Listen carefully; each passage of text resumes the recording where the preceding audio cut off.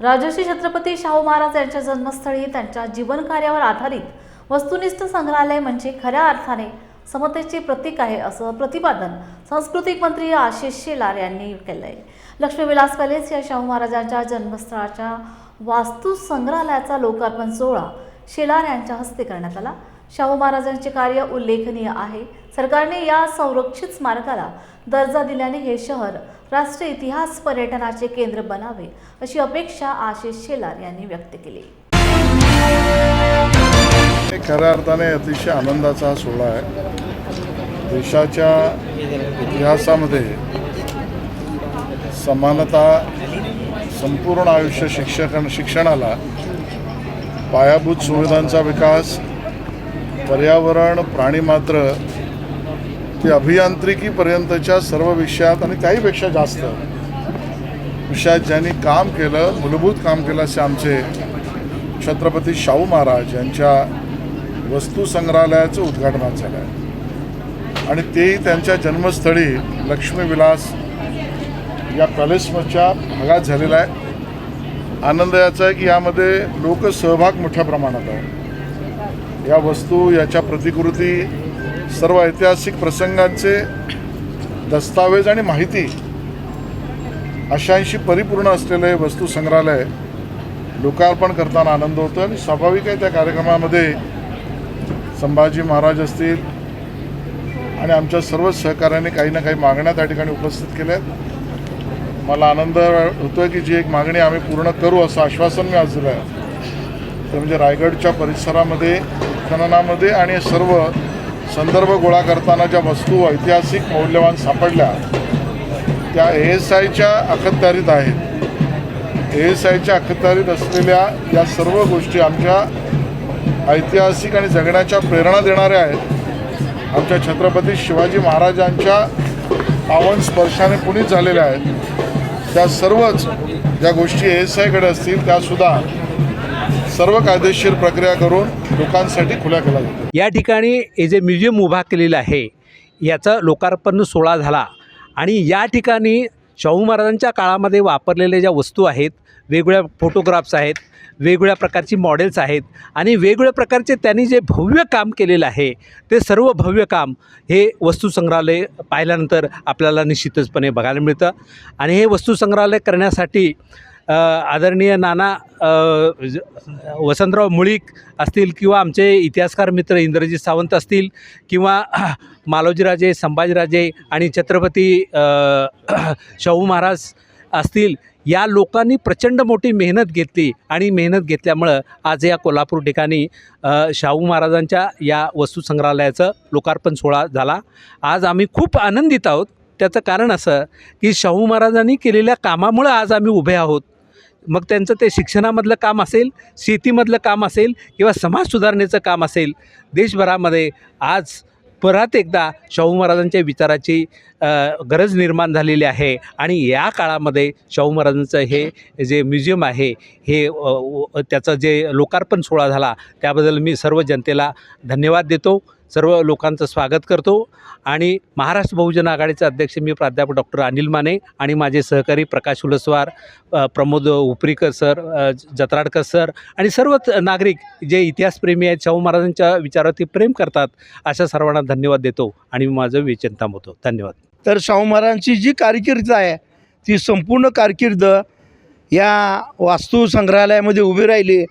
आणि लोकांना जे पूर्व इतिहास माहीत नाही आहे, जे शाहू महाराज जन्माला आले इथं फक्त, परंतु त्यांनी जन्मभरामध्ये काय काय काम केलं, त्यांनी शोषित, वंचित आणि सर्व जनतेसाठी जे कल्याणकारी राज्य केलं, राजा कसा असावा याचं एक उदाहरण म्हणून शाहू महाराजांच्याकडे आपण बघितलं पाहिजे. तर त्यांनी संपूर्ण जिथं भ्रमंती केली, जिथं राज्य उभं केलं आणि राज्यकारभार कसा केला, त्या राज्यकारभाराचा संपूर्ण या वस्तू संग्रहालयामध्ये संग्रह करून ठेवलेला आहे. ते भावी पिढींना मार्गदर्शक राहणार आहे. शाहू महाराजांच्या काळामध्ये जे हे राज्य जे आहे ते राज्य आधुनिक करण्यासाठी जे सुद्धा राजांनी जे प्रयत्न करायला पाहिजे होते ते प्रयत्न केलेत. ते लंडनला गेले, वेगवेगळ्या ठिकाणी फॉरेनला गेले आणि तशा पद्धतीनं कोल्हापूरमध्ये काय काय सुधारणा करता येतील तर त्याचं ज्वलंत उदाहरण हे आपलं वस्तू संग्रहालय राहणार आहे. शुभेच्छा. शाहू महाराजांनी कोल्हापूरचाच नव्हे तर महाराष्ट्राचा आणि भारताचा इतिहास सुंदर करून ठेवला असता, इतकी ताकद त्या माणसाला होती. पण त्यातनं सुद्धा त्यांचे बंधारे असतील, राधानगरीचं धरण असेल, काळंबाडीचं धरण असेल किंवा आमची खासबाग मैदान असेल किंवा लोकांसाठीच्या शाळा असतील, सगळ्या समूहातील खरं तर सुरुवातीचाच त्यांचा असा विचार होता की सगळ्या जाती समूहातली एकत्र राहावी, म्हणून त्यांनी एक वसतिगृह केलं होतं. पण माणसांच्याच मनातली जात अजिबात जात नाही, त्यामुळं त्यावेळेसचं जे भोग आजही आम्ही भोगतोय, जात नावाची दुरावस्था आम्हाला आजही मोडीत काढता आली नाही. आणि म्हणून शाहू महाराजांना परत प्रत्येकासाठी निदान शिक्षणाच्या प्रक्रियेत आले तर माणसात येतील आणि माणसात आले तर जात विसरतील, हा उदात्त हेतू डोक्यात ठेवून राजर्षी छत्रपती शाहू महाराजांनी वसतिगृह तयार केली. आणि एक अद्भुत असं व्यक्तिमत्व आम्हाला कोल्हापूरकरांना म्हणजे आम्ही फार स्वतःला लकी हा शब्द वैज्ञानिक आहे, आम्ही फार समाधानी आणि आनंददायी आहोत की इतका मोठा राजा आमचा राजा आहे. आणि त्याच्या ह्या छत्रछायेत त्याचं आजचं म्हणजे राजर्षींचं कर्तृत्व सांगताना कोल्हापूरच्या प्रत्येक माणसाच्या नसानसात ते आहे. आणि त्याचाच परिणाम आहे की कोल्हापूरची संस्कृती अजून बिघडलेली नाही. परक्या स्त्रिया असतील, हॉस्टेलला शिकणाऱ्या मुली असतील, वेगवेगळ्या ठिकाणी संबंध येतात, विषय होतात, चर्चा होते.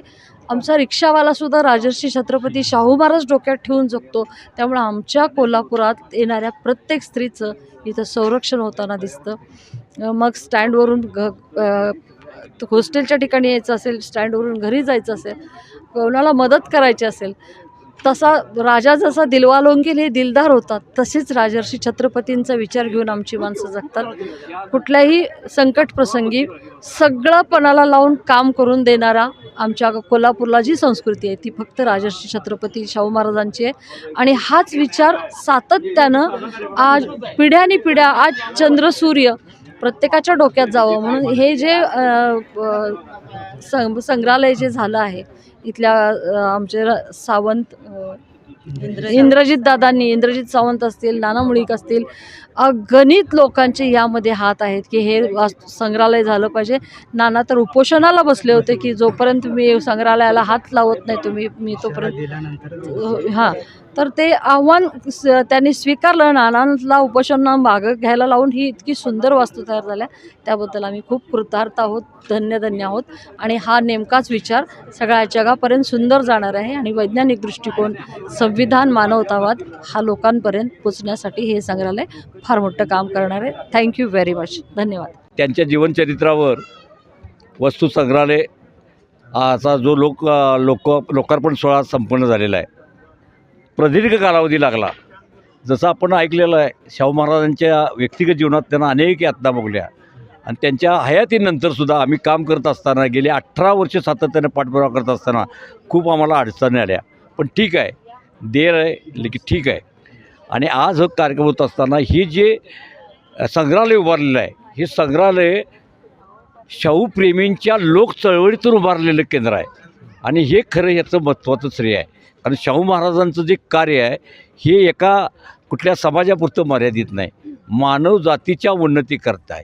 शाहू महाराजांनी जो पुरोगामी विचाराची जी काय मांडणी केली ती करत असताना शिक्षण असेल, सामाजिक सुधारणा असतील, वेगवेगळ्या विषयावर त्यांनी जे काम केलेलं आहे की कुठलंही क्षेत्र त्यांनी सोडलेलं नाही. अशा ह्या राजाचं या ठिकाणी जे वस्तू संग्रहालयाचा लोकार्पण सोहळा होतो हा अत्यंत आनंददायी गोष्ट आहे. हा फक्त तुमच्या आमच्या पुरता मर्यादित शाहू महाराजांचा विचार नाही, तर तो राज्याला नाही देशाला तर देशाबाहेरच्या नागरिकांना एक प्रेरणादायी देणारा इतिहास इथं उभा केलेला आहे.